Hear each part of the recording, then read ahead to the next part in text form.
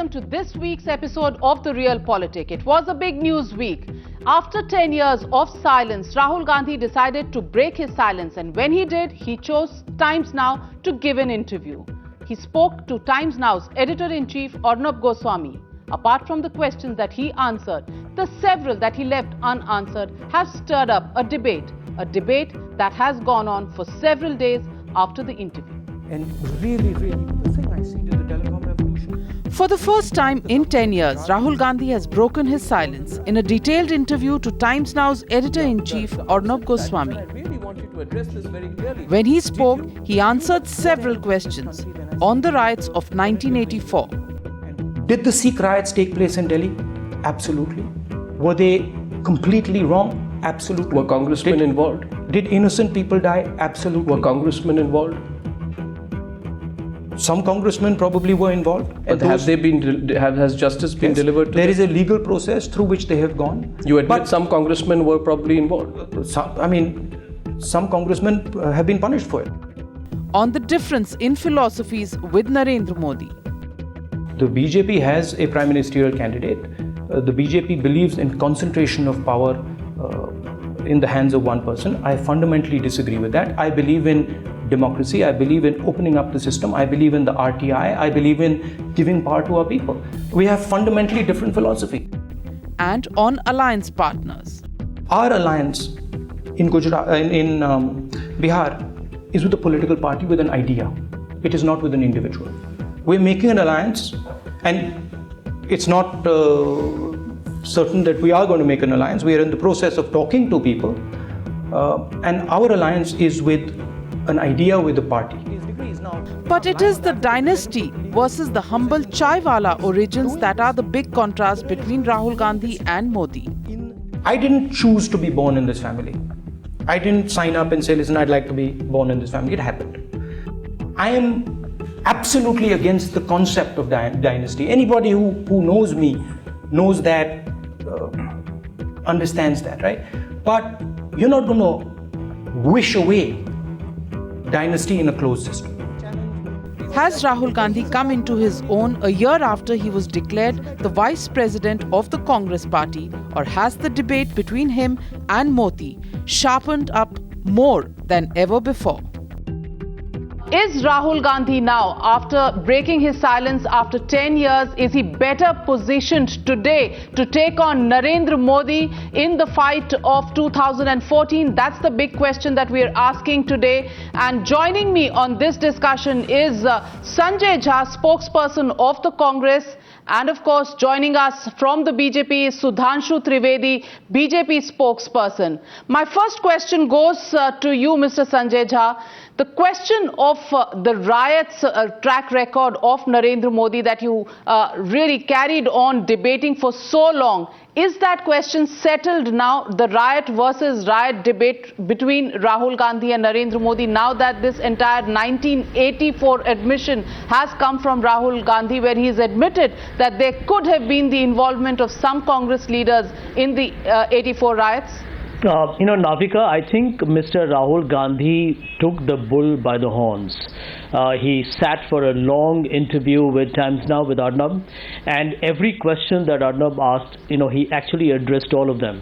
To answer your question, on the 1984 riots, Mr. Gandhi said what is already there in the public domain, that amongst the 400, and there are almost 400 odd people who have been convicted in the 1984 riots, and there are some leaders from the Congress party who are being investigated, and the trials are on at various stages. So he acknowledged that. I don't think he tried to at any point of time defend what was clearly a very reprehensible, a very terrible tragedy. He agreed that what happened was wrong and that justice ought to find its own logical course. Now, as far as 2002 riots were concerned, he also repeated what is known.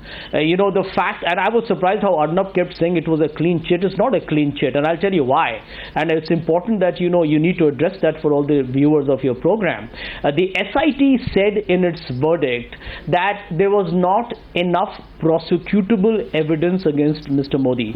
That doesn't mean a clean chit. And by the way, the issue is already being taken up by Zakia Jafri in the High Court. So the matter is still sub judice. Sanjay Jha, the issue really here is the riot versus riot debate. Congressmen themselves now feel post this interview that somewhere the 84 riots have come back on the table at a time when the Congress clearly did not want that. It was the 2002 riots that they really only wanted to discuss. And Sudhanshu, let me draw you in at this point. Sudhanshu, do you think that this 2002 and Narendra Modi's track record as the Gujarat Chief Minister during 2002 riots is something that the Congress has overplayed and now they have come up with questions they themselves need to answer? Navika, as you have already said, that Rahul Gandhi has broken his silence after 10 years. Yes, of course, he has not spoken a single word in parliament in the 10 years, and he has spoken outside, and whatever he spoke and whatever platform he spoke, it's in front of the country.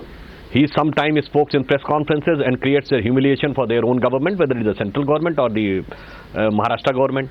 Then he spoke in public meeting about the intelligence input, whether it was right, wrong, whatever it is, what has been given regarding the Muzaffarnagar riots. Then, if you remember, during the WikiLeaks, the fact came out that he talked to American officers that Hindu terror is a very problematic situation for India. And now he himself has raked up the issue of 1984 riots. So you yourself can judge how mature he is while speaking on any of the platform. Now, as far as these riots are concerned, this is a consistent strategy of Congress party since BJP wants to contest election on the issue of corruption, misgovernance and misrule and development. In the recently concluded Vidhan Sabha elections, communalism was not an issue, and the entire public has seen where we are standing and where Congress is standing. Now they want to deliberately divert the issue towards the communal angle, and for the first time from their topmost level, this is being done. So they want the politics of the country at the time of election to be communalized so that they can fetch some dividends out of that.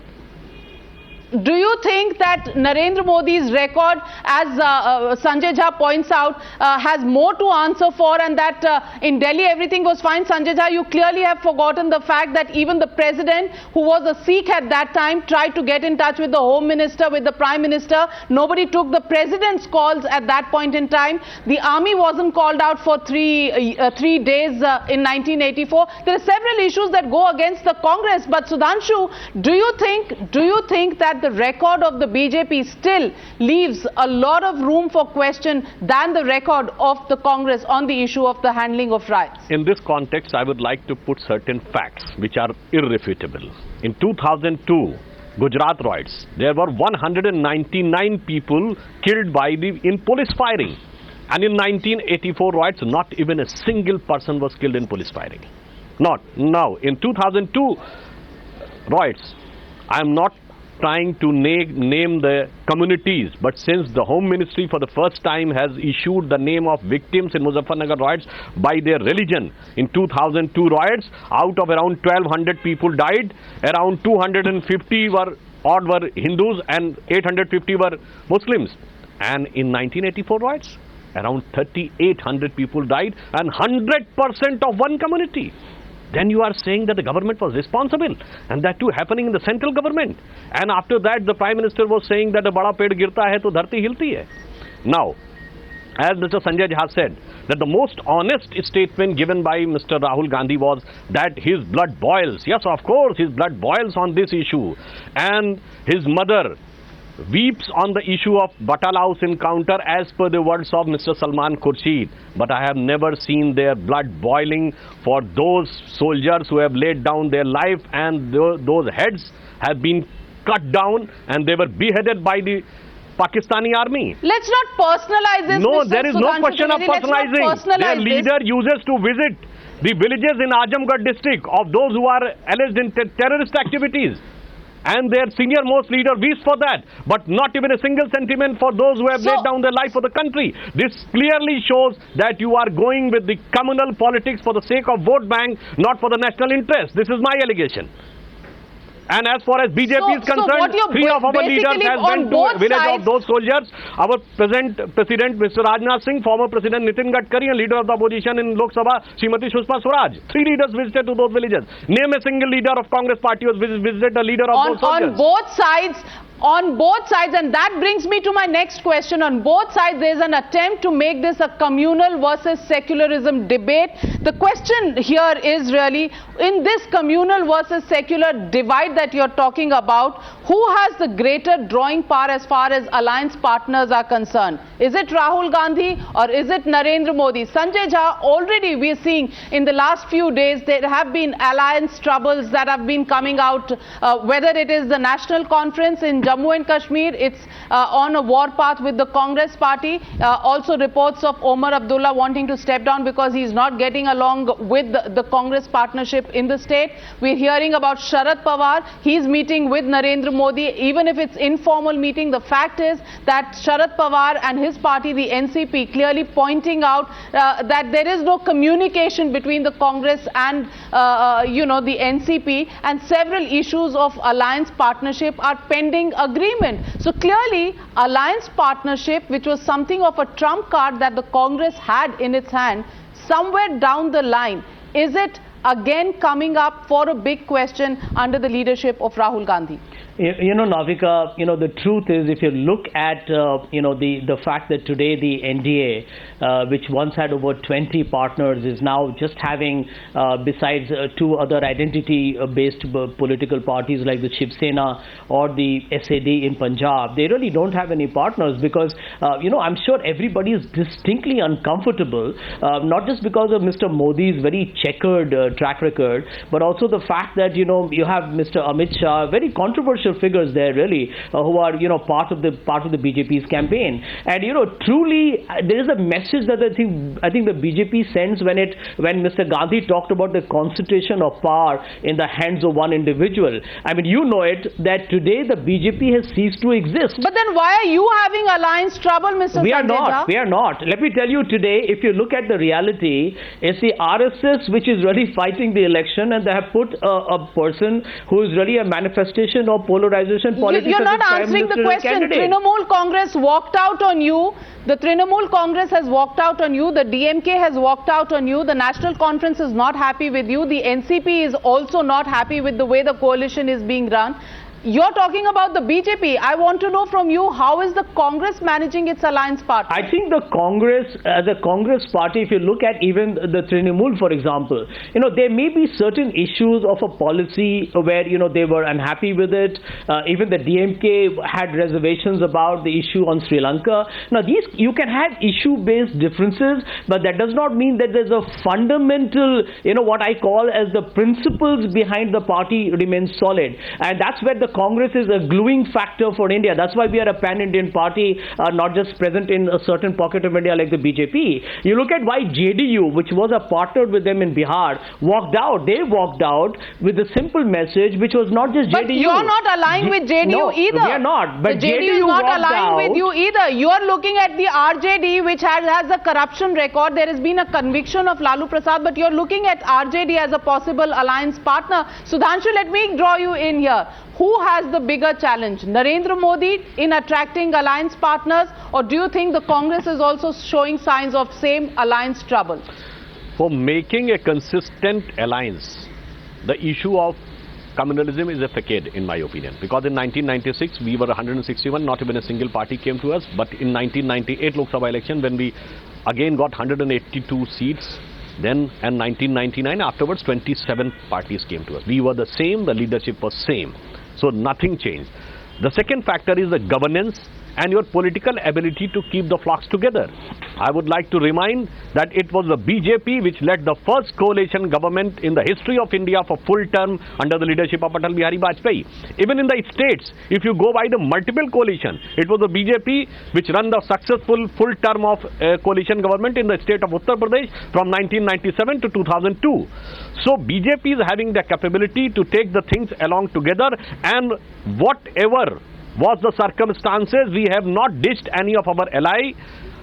We would have sometime faced, you can say, some sort of Vishwas Ghat from our allies. but we have not done from our side. And the longest serving alliance in the Indian history is the BJP Shiv Sena alliance.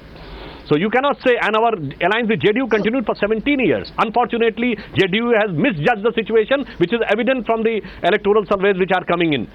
So in my opinion, the BJP... So it's going to be a competition between the Congress and the BJP on who can get more alliance partners together, and suddenly the UPA also seems extremely vulnerable, all this while having run a coalition for 10 years. Towards the end of the UPA 2, the UPA coalition looks extremely more vulnerable than it ever has in the last 10 years. We'll slip into a short break, but when we come back, we look at the big question on both Rahul Gandhi and Narendra Modi. Are they prisoners of their own image wars? That question after the short break.